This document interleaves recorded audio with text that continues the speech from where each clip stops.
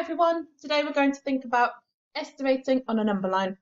So we're going to be given a blank number line with a range, so a starting number and an ending number, and your job is to plot a number on that number line. So on your worksheet today, you have got three sets of numbers. You've got three ranges, 0 to 10, 0 to 50, and 50 to 100, and you've got three matching sets of numbers. So it's up to you, whichever range and whichever set of numbers you'd like to choose. I'm going to think about these ones first of all, and then I'm going to move on to these. Okay, so I've chosen my range of 0 to 10. And I'm going to draw 5 separate number lines to plot all of these numbers onto. Okay, now I'm first of all going to plot 5. Now we know that 5 is exactly halfway between 0 and 10 because we know that 5 plus 5 makes 10. I'm going to plot 1 on there now. So I'm going to draw another number line. And now I'm going to plot the number 1. Now thinking about where 5 is, we know that that's exactly halfway between 0 and 10. We know that 1 is obviously less than 5, so it's going to be in this zone somewhere. So if we were going to put it somewhere like this, that wouldn't be very accurate because we know that 1 would be closer to 0 as a number than it would be to 5.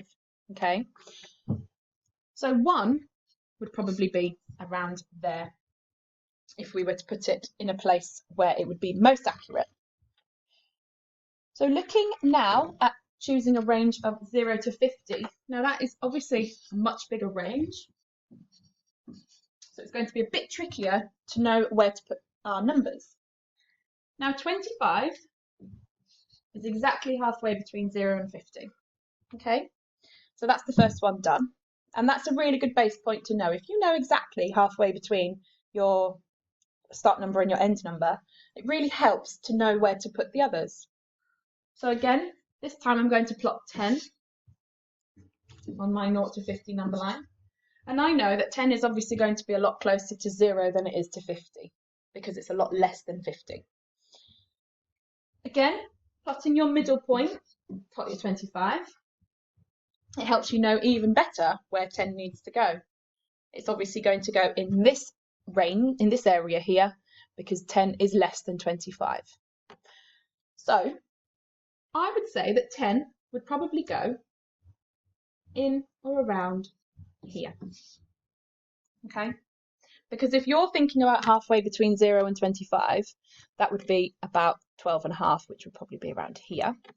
And 10 is obviously less than that, so that's going to go there. Okay. Now looking at 100 square, because part of your challenge today is to look at 100 squares and fill in missing parts of 100 squares. So I just wanted to spend a little bit of time focusing on how the 100 square is actually made. So we start from 1 and we count across to 10, and then it comes down and down and down.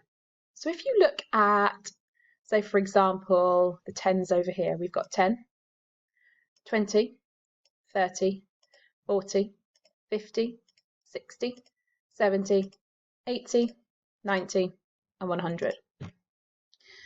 So when you're moving down the 100 square, you're moving down in 10s. So you're adding 10 each time you move down. So if you were to choose any number at all in the 100 square, 33 for example, and you move down 1, you're adding 10. Okay? If you move up 1, you're taking away 10. 23. Okay? And of course, like a normal number line, if you've moved from side to side, you're going to take away 1 if you move to the left, and you're going to add 1 if you move to the right. If you know those really basic rules for filling in 100 squares, then you're going to find this part of your challenge really easy indeed. So if we look at challenge number 1, I'm just going to complete the first couple with you, and then you can have a go at doing them by yourself. Our 100 square, this is the beginning of 100 square, so we've got 1, 2, and we know the natural number that would go next would be a 3. Now moving down here, When we talked earlier about 100 squares and moving down 100 squares, we add 10. So again, looking at this, if you move down from 2, down here, that would be adding 10, which gives us 12. And you're going to move down again to add another 10, which would give us 22. Okay? Looking at this 100 square here, this part of the 100 square, we're moving this way. So we're going to add 1 to 55, which will give us 56.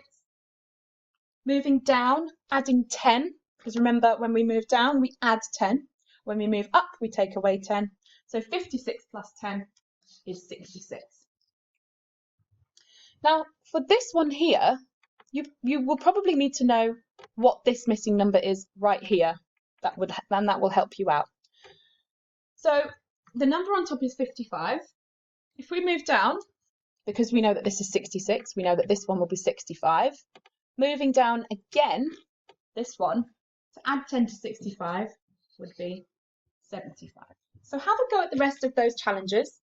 Have a go at the challenges on your worksheet as well, and try and answer those questions in sentences and send in your work on the portfolio.